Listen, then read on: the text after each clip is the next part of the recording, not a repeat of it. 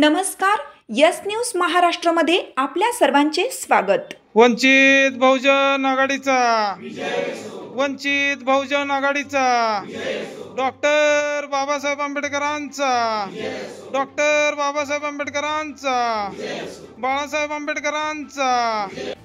वंचित बहुजन आघाडी वाळवा तालुका अध्यक्षपदी संदीप धुमाळ यांची बिनविरोध निवड। महासचिवपदी इंजिनियर मिलिंद माने फेरनिवड।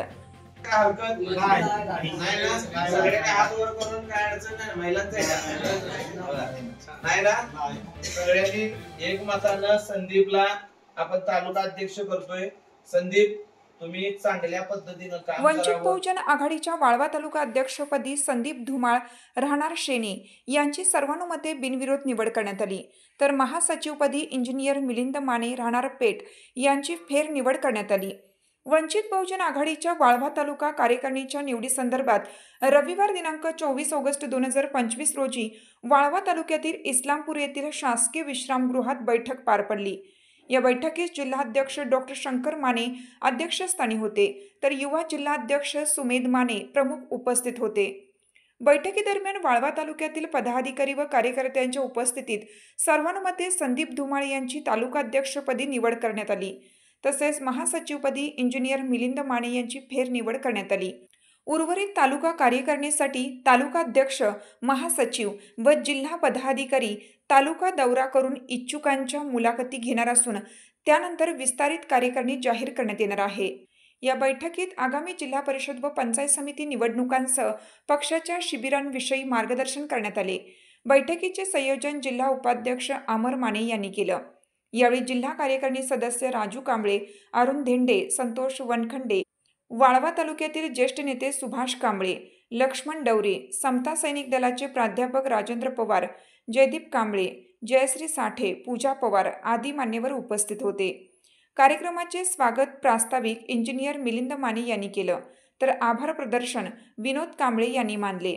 यावेळी यस न्यूज महाराष्ट्र चॅनलशी बोलताना जिल्हाध्यक्ष डॉक्टर शंकर माने काय म्हणाले ते पाहू।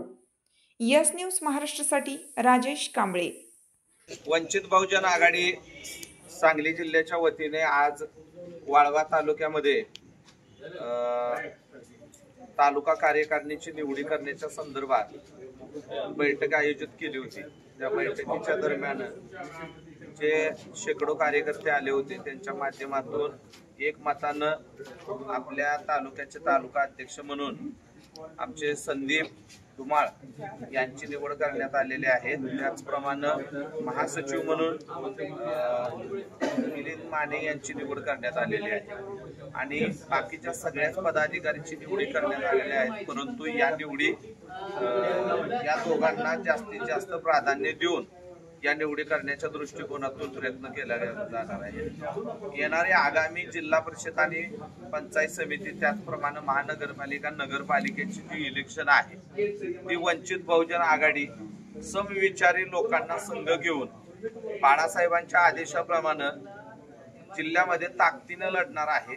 त्या दृष्टिकोनातून 85% बहुजन समाजाला एकत्रित करून इथल्या मगरूळ सत्ताधाऱ्यांना त्यांच्या वाटेचे जे काही हे आहे देण्याच्या दृष्टिकोनातून बाळासाहेबांच्या माध्यमातून महाराष्ट्रामध्ये काम चालू आहे आणि हेच काम वाढवण्याच्या दृष्टिकोनातून आता वाळव्यामध्ये एक क्रांतिकारकांचा तालुका म्हणून ज्या तालुक्याला ओळखलं जातं तो तालुका इथं क्रांती करण्याच्या दृष्टिकोनातून इथल्या भीमसैनिकांची निवड करण्यात आलेली आहे।